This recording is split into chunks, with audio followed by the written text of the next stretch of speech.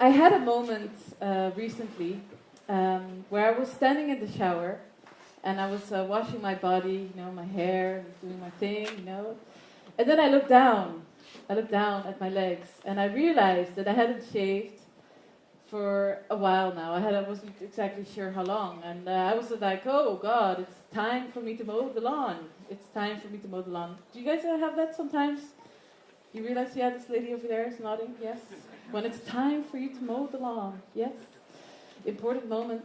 So then I realized I reached over to my razor, and as I was doing that, I started to ask myself some questions. I asked myself, why? Why am I doing this? So I haven't shaved, so I decided to... sorry, you're going a little fast. So I decided to do a little experiment, and I decided not to shave for the next 3 weeks. I stopped shaving, so you could see my hair. Next one. These are my armpits. They started to grow hair. You can see the contrast between my head hair and my natural hair. I tried to be blonde, because they say that blondes have more fun. I'm not sure if that's actually true, but... it was really hard. It was really hard because I don't know if you can see here. I've got also a bit of fuzz above my lips, a bit of a mustache, which I've also had to deal with in my life. Sometimes I get insecure about it, especially when men come close to my face. It was especially hard. What was especially hard was not plucking my eyebrows. So I don't know if any woman or men pluck their eyebrows here? Anyone? Yes? 2 ladies over here? 3? Yeah, it's incredibly fun. Right? Is it fun? Bit, yeah. It's incredibly, like if you're ever bored, you just start to pluck your eyebrows. I really, really enjoy it. So that was really hard, and there was a bunch of hairs out of place. So I decided to do a bit of an experiment and leave it open today. Today my body hair is at your mercy. You own my body hair, in a way, for the next 15 minutes, not longer than that. And I need your help. We're going to vote about my body hair by the end of this presentation. So, as you can imagine, in these 3 weeks that I let my hair grow, I had a bit of a crisis. I went to a park bench and I cried, and of course it took me a lot of effort to take this image. And it was very, very depressing. And so I decided I have to do something about it. So I went to a psychologist. Yeah, I went to a psychologist because in Western society, when you don't fit in the norm, then you go to a psychologist because your friends just hate you talking about it. It's really irritating. So this lady over here, she listened to me very nicely, and I got very depressed. And she told me that I have bodyline hair disorder. I don't know if any of you have heard of it. No? Well, it's a condition. You're kind of obsessive about hair removal. You're extremely conscious about it. You tend to give random presentations about the subject. Yeah, it's hard. And you obsessively talk about your hair, so much so that your friends just completely defriend you on Facebook. So I got even more depressed after this diagnosis because I realized this might be a lifelong thing. Yeah, bodyline hair disorder. Sucks. So, yeah. But then I started to ask myself, why? And then I started to ask myself, why? Why am I so worried about this? Why am I having all these existential crises and all these disorders about it? And I started to do some research. So I looked into the past, and it starts with the Egyptians. They were kind of obsessed with shaving their bodies, and for them it wasn't like a narcissistic thing. It was more to prevent infections. The ancient Greeks, also for men, having a beard was a sign of status, a sign of manhood, a sign of wisdom. And then I looked into the great characters of history. Alexander the Great, he used to shave his beard before entering battle. And this was because if you had a beard, somebody could wank your face and then chop your head off. So having a beard meant that your head was going to be chopped off, probably. So I thought that was kind of smart. And then you've got Benjamin Franklin, who was also really into shaving his beard. He said it as a sign of civilization. So I read in the paper that the cutting of hair is kind of a form of social control. And in the West especially, long hair symbolizes being outside of society, being a barbarian. While in the East, it has a completely different meaning. Namely, having less hair means that you're more pure, more celibate, and more like standing almost above society in a way, spiritually. So let's fast forward a little bit. Late 1800s, early 1900s. This guy is called King Camp Gillette. He influenced your lives a lot, ladies and gentlemen. He was a salesman and he failed a lot in business in the late 1800s. And then a friend of him gave him some very good advice. He said, "King, why don't you try something like the cork crown, which once it's used is thrown away, and the customer keeps coming back for more. So you're building a foundation for profit." So what does this remind you of? Anyone in the audience? This kind of way of thinking? Anyone? Man smirking over there. Artificial obsolescence?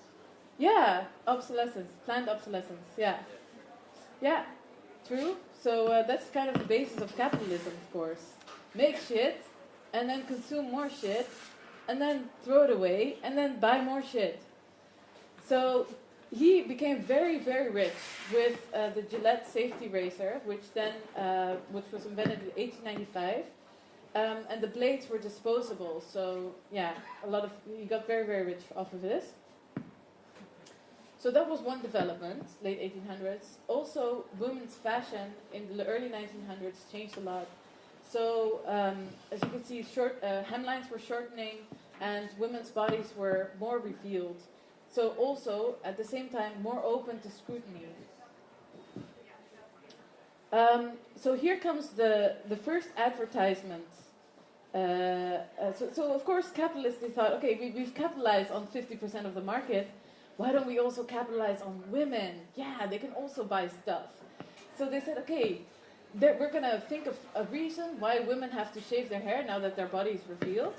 They have to also to shave their hair. So this was the first ad, and this was the first Gillette ad, My Lady Décolleté Gillette. And I don't know if you can see, but here it says, fashion says evening gowns must be sleeveless. So the woman of fashion says the underarm must be as smooth as the face. So this was their reason, because fashion said they had to shave. Yeah, it was very dictatorial. So if you analyze some of the magazines in those days, and the advertisement, it was kind of a joint conspiracy between magazines and the makers of this product. The female body was now under scrutiny. They talked about objectionable hair and unwelcome hair and embarrassment.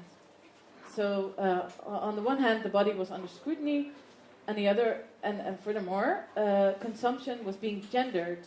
So male and female were polarized. That's male, that's female. And female was seen as something smooth, something sanitary, something womanly. So instead of shaving, they used the word smoothing, because it was more feminine. So let's go back to my own armpits, of course. I wrote in this paper, so hair removal returned women to a prepubescent state by removing one of the most noticeable signs of maturation. So around the age of 15, or 14, you get armpit hair. So arguably then, for women to appear childlike was considered to be desirable. Okay, so let's think about that for a second. In order for me to be more of a woman, I have to shave to look more like a girl. of course, okay, men like a young woman. So that's no lie. But I have to shave to look like a girl. It's a bit of contradiction, isn't it? If you think about it. So not only that, you can imagine this way of thinking also contributes to a pile of that. A bunch of shit on a pile. Stuff we throw away, that we buy. I don't know how many razors you've bought in your life, or any other hair removal products. So the more you buy, the more that ends up there. So then I started to think about my sisters in the 60s and 70s, and a lot of people tell me I'm born in the wrong time. Anyone lived in the 60s and 70s? I was not alive yet? Yeah? Do you know how was that? Good? It was good? What about females and body hair? Did they have body hair then? Huh? You don't know? Maybe she does. Oh. You? How was body hair? Did you shave back then? Not so much as now. Not so much as now. But I found it ugly, all the big hairy pussies. Okay, hairy pussies. I didn't like it. Yeah. Because it was out of the bikinis. It was out of the bikinis. Okay, the hair was out of the bikinis. Yeah. The hair cannot get out of the bikinis. Yeah, that was not so nice. Yeah, I can imagine. Okay. Do not let the hair get out of the bikinis. So, anyway, but I started to ask myself, the same as this lady over here, why do I buy things every day to get rid of things that my body's just trying to go? So then I asked myself, why do we go against the law of nature? Our body is programmed to grow hair for a reason. On the other hand, although I have all these arguments, right? And all these kind of 60s and 70s kind of ideas. Plucking is really fun. It's really fun to remove your hair, in a way. Right? No, it's not. Some people, okay, I'm just really weird. And the second one, and I'll be really open about this, I do care about what people think about me. What men think about me, what women think about me. And what if people don't like me if I don't? Yeah. I mean, we're all programmed to be as likable as possible, right? Right? We want people to like us so we can survive in this world. So, yeah, I'm stuck with a bit of a dilemma. And it seems like I'm going to need your help. Yeah, you guys are all here for a reason today. To help me with my body hair. So, let's vote. Yeah, let's vote. I've given some of you, unfortunately I don't have enough, but I've given you little cards. And I would like you to take 1 minute to discuss with your with whoever's sitting beside you, or your partner, whether you want to shave, bleach, or accept my hair. Which part? Huh? All of it. Okay, have you come to a decision? Oh, yeah. Yeah? Okay, we're gonna start with shave. Yeah? Shave? Who's for shaving? Raise your hand. She is still for shaving. The only one. Anyone for shaving? No? Nobody cares about my sex life. Okay. We'll go to bleaching. Who's in for bleaching my hair? Nobody? Nobody's in for bleaching? No? Nobody likes my blonde hair? No? Okay. The third option, accept. Who's for accepting? Wow. Wow. Except for you. Thanks. Okay. Accept. Interesting. Thank you very much. I didn't expect it, to be honest. Maybe I was convincing enough in some way. Also a bit biased, to be honest. But I guess I'm gonna have to accept my hair, and I will do that every day. Are there any questions from the audience about? Oh yes. Are you really going to listen?